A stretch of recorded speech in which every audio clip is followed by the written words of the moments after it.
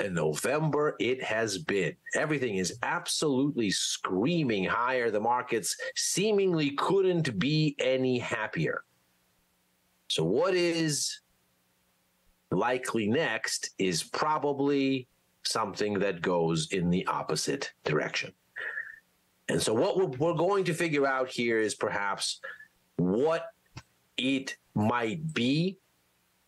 Obviously, we're not subscribers to the thinking that there is such a thing as too high, too fast that can be quantified, because, of course, markets do what they want to do, and they can go exactly as high as they want and exactly as low as they want, and need not do anything otherwise. Just because they've gone up a lot doesn't mean they can't keep going. Just because they've gone down a lot doesn't mean they can't keep going in that direction.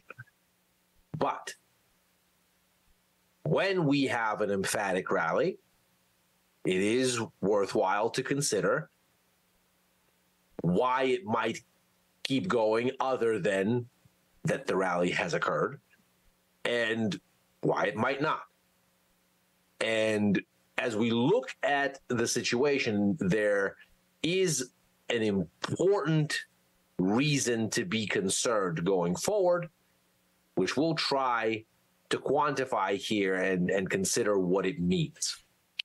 So let's first begin with where we're at, because November is really shaping up to be a tremendous month for risky assets. And the sort of obvious first catch-all here is the S&P 500. Needless to say, quite the emphatic bar here. This is the strongest rally shaping up on a monthly basis. This is a monthly chart where each candle is 1 month. So this is the November candle here. We are looking at the strongest performance since July of last year. So approaching an 8% gain. So very, very emphatic performance. This is the last time that we did anything this spirited. And this is a sort of catch-all for risk sentiment overall. Obviously, the S&P 500 is a big diversified index with all kinds of different sectors and stocks in it of various size. The high-flying NASDAQ is generally on the same time. It is on pace for a gain of over 10% this month, and as a matter of fact, is actually flirting with taking out the previous swing high going back to the beginning of the year, and maybe even making a run at its record highs back from 2021. So very emphatic here, despite the fact that the NASDAQ is dominated by tech names, which are, not surprisingly, hurt by higher interest rates. The main story of last year, of course, was that the NASDAQ underperformed because interest rates were rising, and tech companies are notoriously vulnerable to a higher cost of borrowing. And seemingly unperturbed whatsoever by ongoing corporate chaos at OpenAI, the darling of the artificial intelligence part of the tech sector, and really the thing that got the tech sector out of its funk from last year. The hope for the great next leg of innovation-driven optimism.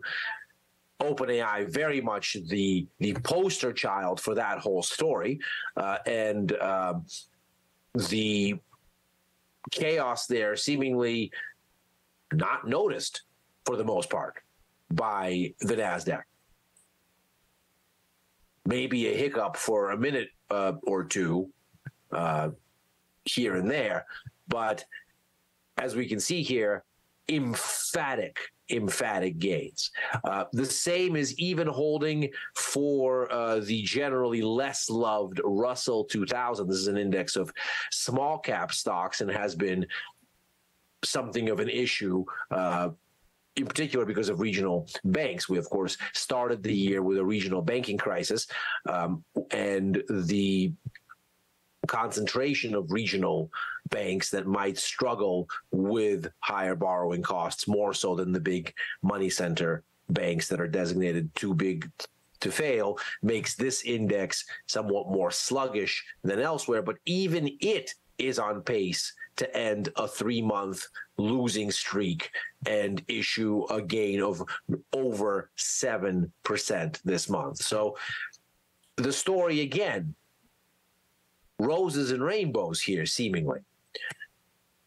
Gold prices can't be bothered to continue rallying, despite the fact that we not only have one, but at this point, two hot wars. They're bumping up against a range top that's had them contained for the better part of 3 years and showing no real conviction to keep going. There was, of course, a spirited rise in the prior month around the outbreak of hostilities between Israel and Hamas, which is a Gaza-based terrorist organization that launched a particularly dramatic and murderous attack on Israeli civilians on October 7th. And that, of course, has triggered a dramatic response from the Israeli side. And now we have another full-blown war in the middle of the Middle East. But gold prices would suggest that this is not something that is an ongoing risk for markets. And incredibly, they're unable to rally even as we get a weaker dollar against the backdrop of all of this. We get lower yields, as we'll see momentarily, against the backdrop of all of this. And so the overall story here is clearly pointing toward markets basically shrugging at geopolitical risk. It goes further. Crude oil, which you might think would be particularly disrupted by turmoil in the Middle East, especially considering some of the key players are, of course, major oil exporters, be that Iran or Saudi Arabia. But nevertheless, crude oil is on pace for its second month down. And that's clearly telling us that, again, the case for contagion is tenuous here. The markets are plainly not concerned. Now, what is the resilience that the markets are finding here? Why are we so happy? Why are we shrugging off these risks? Well, it won't surprise, I don't think, any of you that have watched Macro Money before to hear this, but it's the Fed. The difference maker is the Fed. And we could say it's global central banks, but of course, the Fed is the pace setter for them. Because, as we've said many a time before, according to the Bank of International Settlements, 80+% of global monetary transactions are settled in US dollars. So when the Fed is increasing or decreasing the cost of US dollar credit with its own domestic policy objectives in mind, it's also increasing and decreasing the cost of borrowing, the quintessential commercial unit of exchange. And so it's increasing and decreasing borrowing costs everywhere, all around the world. Other central banks follow or don't. Obviously, central banks like the ECB, the Bank of England, the Reserve Bank of Australia, the Bank of Canada, the Reserve Bank of New Zealand, they've all followed the Fed in a rate hike cycle. Bank of Japan did not. Nevertheless, interest rates rose in Japan much the same as they rose everywhere because it was dollar funding costs that were rising, and it was the Fed's actions that mattered. What we see here, and the sort of emphatic rally that we see coming from late October into November, which you can see here with that surging red line for the S&P 500 on your screen, that comes as the cost of capital stops looking worse for markets. You can see that with the gray bars there. That is the spread in interest rates between what is expected for the last Fed meeting of this year, December of 2023, and the last meeting of next year, December of 2024. So if we look 1 year forward from this coming Fed announcement, what is it that we've been expecting versus are expecting now? And we can see that the gray bars were at their most negative, so the most number of rate cuts at mid-year. That makes sense. We were just coming out of the SVB-led banking crisis. We just had a scare with maybe a significant hit to economic growth from the fiscal side in the U.S. because of a government shutdown. Right at mid-year, both risks looked contained.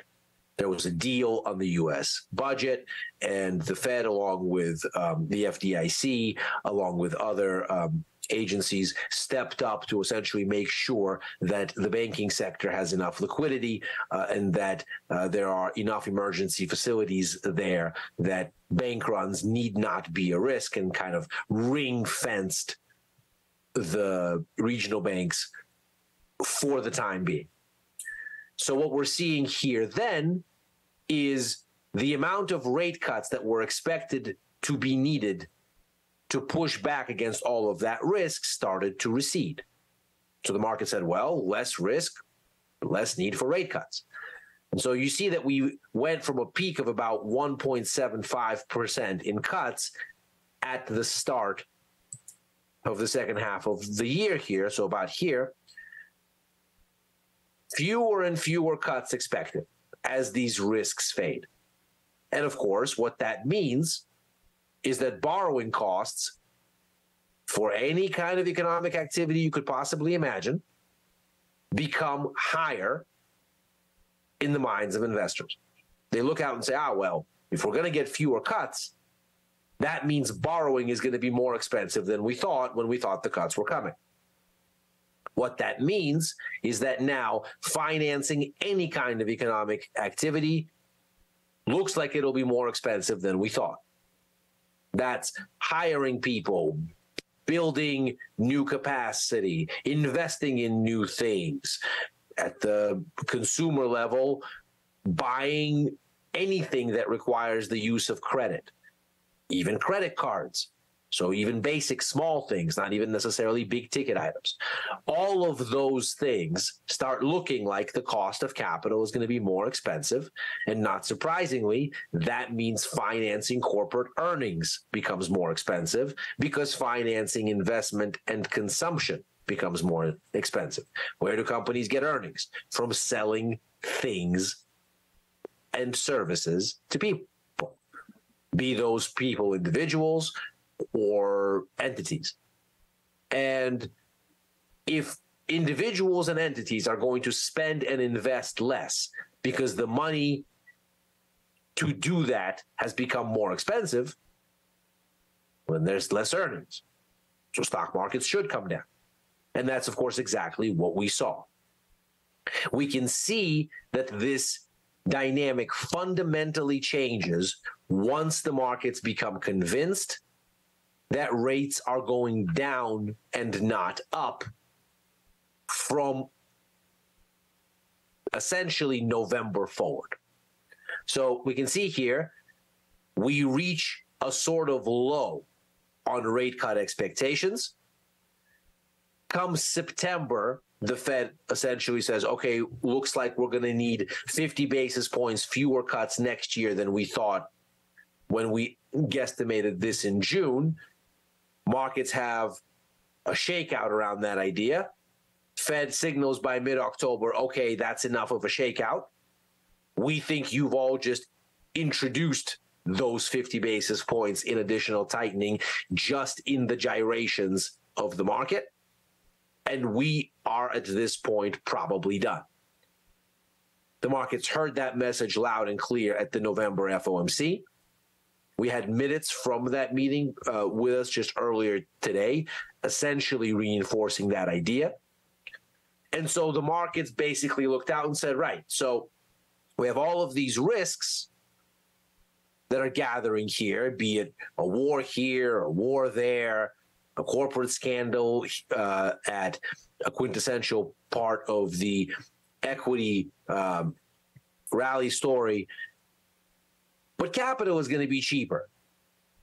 And if it's going to be cheaper, well, that's a way that you can helpfully paper over a bad trade that loses money. So maybe you start to feel a little bit better about taking risk. If you take risk and the risk doesn't go your way and you lose money, well, cheaper borrowing costs mean you can get the capital back cheaper and go again. So if the direction of borrowing cost is down and not up, well, that helps to make investors more aggressive and increase their appetite for risk. So it's no surprise, really, that once these gray bars seem to round out and actually start to come back down, you'll notice they're lower here than here. So they're actually starting to push out deeper into easing territory once again. Not surprising that stocks are cheering. On the other side of that is, of course, the U.S. dollar. It was rising as the cost of borrowing it was going to look a little bit higher in relative terms. Again, fewer cuts means higher overall levels for interest rates than expected when the cuts were there here. And so you end up with a situation where the dollar is more lucrative to lend, even as it is more expensive to borrow. So it becomes more lucrative to own. And it goes up. And when the tide starts to turn, and you can see the gray bars start to reach down lower once again, and rate cut expectations start to enter the picture, the dollar fumbles. There's no small part in this of capital coming out of cash and going into risky assets because the markets feel like they are better prepared to take risk. And so naturally, the question then becomes, well, what is to upset this dynamic if interest rates are going to be cut next year? Here, the concern has to be economic growth. It's one thing to say interest rates are going to be lower. That seems to be the case. It's another to say they've gone up on average between 400 and 500 basis points, depending on which geography you're in and which currency. But certainly for the Fed, they've gone up 550 basis points, 5.5%, give or take, in less than 2 years. And that, of course, is going to take a toll on economic growth. Numbers coming out later this week are set to show that composite PMIs, so that's catching both manufacturing and the service sector in the U.S., the Eurozone, and the U.K. are not going to be meaningfully changed from levels in October. This is going to be the November surveys, but for slight deterioration. So contraction continues in Europe. The UK seen shrinking again. Again, PMI numbers work on a logic where 50 is the center line. So at 50, there is standstill. Below 50 is contraction. Above 50 is growth. And the further you go above 50, the faster it is. The further you go below 50, the faster the contraction is. So in the case of the UK and the Eurozone, both are seen contracting yet again in November, albeit in the case of the Eurozone at a slightly slower rate. In the case of the U.S., we're looking for slowdown from 50.7 to 50.3. So barely any growth, a touch better than standstill. Which essentially means that we're not going to be very much changed from the overall numbers that we saw globally in October. And there, the situation is sobering to say the least. Here's global PMI, and this is manufacturing, services, and the composite. You can see the composite is at 50. So as of October, the global economy has stopped. Services are growing a little bit. Manufacturing is shrinking, but services have so cooled from about the end of the first quarter, give or take, to now that we're looking at a situation here that has manufacturing essentially so offsetting the now very weak service sector that the overall economy has essentially ground to a halt. When we look at developed markets, they're already in contraction mode. In fact, they've been in contraction mode now, seemingly, for 3 months. This will be a fourth. And that's because both services and manufacturing are now shrinking. And of course, Europe is doing the heavy lifting here. And it should be pointed out, of course, that since the U.S. is growing still, a little bit though it is, we've gotten to a situation where the decline in Europe, coupled with the slowdown in the U.S., has brought us to a very different place than where we were for much of the year, where the U.S. was still able to offset weakness in Europe because growth was fast enough. Well, now we've gone to a place where it's slow enough that Europe is overwhelming the positive impact of the U.S. on developed markets, and so the net is now contraction. Emerging markets are still squeaking by with a tad bit of growth, but here too, there has been a dramatic slowdown to almost standstill. So even as we're cheering the end of Fed tightening, even as we're cheering that capital is going to be cheaper rather than more expensive going forward, we are looking at a situation where the underlying underpinnings of earnings, which is to say economic growth itself, essentially stopped or ground to such a snail's pace that things look very precarious. And a global recession now looks quite likely at some point next year. Now, if central banks were to cut, one might say, well, good, we're going to have cheap capital to paper over this risk too. That may be so. And we'll see, of course, how it turns out. But a major complicating factor here becomes interest rates themselves and what they mean for a historically giant pile of global debt. At this point, according to data from IIF, the Institute for International Finance, as well as Bloomberg, we're looking at a situation where we have a record amount of debt due this accumulated, let's say, not quite due, but accumulated.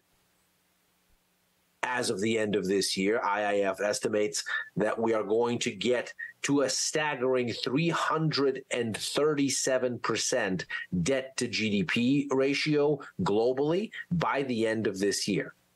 Now, that amounts to about $310 trillion in cumulative debt. Not all or even close to most of it is going to come due next year. But if we consider that through all the years of QE, all the 15 years of quantitative easing, the Fed accumulated a balance sheet of something like $9 trillion, 310 trillion is enormous, and we need not get to a very big percentage of that total rolling over for things to start looking dicey. As it happens, S&P Global estimates that about 30% of this pile is tied to floating interest rates, which means that higher financing costs to an astronomical degree. Again, interest rates rose for the US at least, by 550 basis points in essentially a year and a half. Something very similar in Europe, albeit closer to 400 basis points. So we're looking at a situation where managing floating rate debt will become significantly more expensive going forward. At the same time, even a very small percentage of this pile rolling over next year will have to be rolled over at a huge, huge increase in borrowing costs. Here's where this gets interesting. The debt to GDP ratio starts to get more onerous if its denominator, that is GDP, is going down. That just means more debt per unit of GDP. It means that if the global economy is going into recession, we're going to have less income to pay down this debt. And if you are losing income at a time when more debt is due at higher interest rates, not surprisingly, that is going to impact your ability to pay down that debt. At the same time, of course, assets linked to global growth are likely to reflect the idea that there is less growth to be had, making them not as good of a collateral to borrow against if you were to try to pay down this debt with new borrowing. And of course, to make the case for that new borrowing, you'd have to incur it at much higher interest rates, and you'd have to convince would-be lenders that at a time when you are losing income, you are credit worthy, which again translates to higher rates. So we are looking at a situation where we are going to have very, very expensive debt rollover at the same time that the GDP equation of the story, the income part of this whole thing, is going in the wrong direction. That raises the risk that assets will have to be sold to raise cash to service this debt, as more and more debt relative to GDP starts becoming an issue and starts to crowd out other uses of capital. More and more starts to be needed to pay down this debt. And selling of assets, in particular those that are not nailed down, that is liquid assets, stocks, commodities, bonds, those things start to look like prime candidates to be sold and turned into cash to start to manage these obligations, at least for some market participants. And with a pile of debt this large, the probability that there are X trillion dollars worth of debt across market participants that will be forced to sell assets because they cannot afford these liabilities otherwise seems overwhelmingly large. Again, we just have 13 trillion in emerging market debt alone that matures next year. And the entire Fed balance sheet in all the 15 years, as we just said, was 9. And developed markets have a ton more debt than emerging ones do. So we are looking at a very significant impetus, perhaps a forcing function, to sell assets as this becomes a necessity next year. Adding insult to injury, it seems like, looking at the average 10-year break-even rate for the major economies, in this case we're looking at an average of the US, UK, Germany, Japan, and Australia, that break-even rate, which is a measure of inflation expectations, it has stopped falling. Now, inflation, you can see here, overall global CPI follows it with about a 6-month lag, so that's still going down. But expectations are not for continued disinflation, even as overall CPI is just starting to dip under 6%, which is, of course, double and triple most major central banks' inflation targets, which tend to be in the 2 to 3% space. So we are looking at a situation where central banks might be inclined to hold interest rates and not begin to cut them in earnest until later in the year to allow whatever recession is coming to actually pull these inflation expectations back down and keep the process going. At the same time, against this backdrop, you can see nominal financing costs, the gray bars here, are astronomically higher than they were even a few years ago. And so even as we cheer the end of the Fed rate hike cycle, even as the markets take solace in capital being less expensive down the road,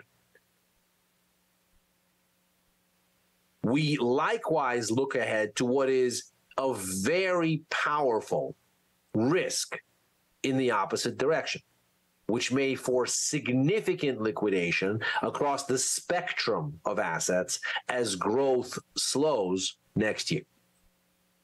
And the PMI data may well be an important clue here to just how bad of a debt servicing crowding out we're looking at. And that is Macro Money for today. It's also our last show for this week. We have a bridged week, of course, because of the Thanksgiving holiday in the U.S. We're typically here Monday through Thursday. We'll do that again next week, right after Overtime, a show that I co-host with Dylan Radigan and Chris Vecchio, where we look at what Wall Street did on a given day and try to figure out what's next and what it all means. I would be on with Chris on Friday for Futures Power Hour, were it not for the holiday. So that'll be back next week as well, including First Call on Sundays with Tom and Tony. I'm also writing for the News and Insights section of tastylive.com and opining sporadically on the platform formerly known as Twitter at Ilias Pivak. Thanks very much for joining. Have a great Thanksgiving. See you next week. Take care.